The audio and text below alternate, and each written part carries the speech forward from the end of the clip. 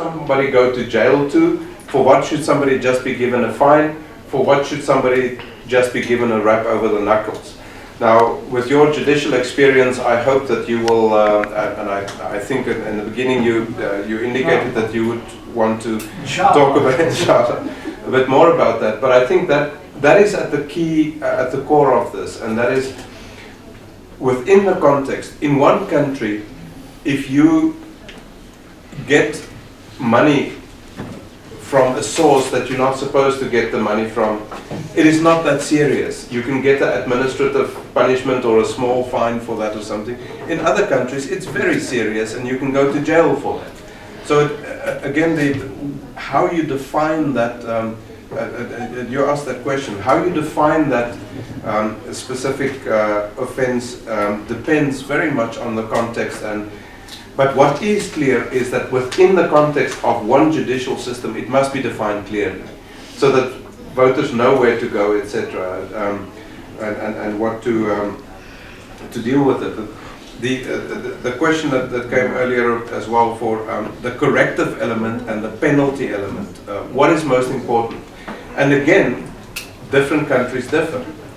In some countries, they would emphasize the penalty element for it. It's important that people are penalized for it because that will be a deterrence for the next electoral process. In other contexts, it's more important to make a correction to make sure that the right person is elected. If there was forgery of ballot papers, for instance, do you punish the person who forged the ballot papers, but you still count the forged ballot papers? Or do you cancel the elections and have a re-election to make sure that only correct ballot papers are being implemented? And that's a difficult call that needs to be made in every specific context. Regarding decentralization and the role of election management bodies at lower levels, again, that is something that needs to be decided. In the election dispute resolution context, you can decentralize on election day that complaints can be raised with the head of the polling and counting committee, and that they receive the complaints about the count that happens in the polling station.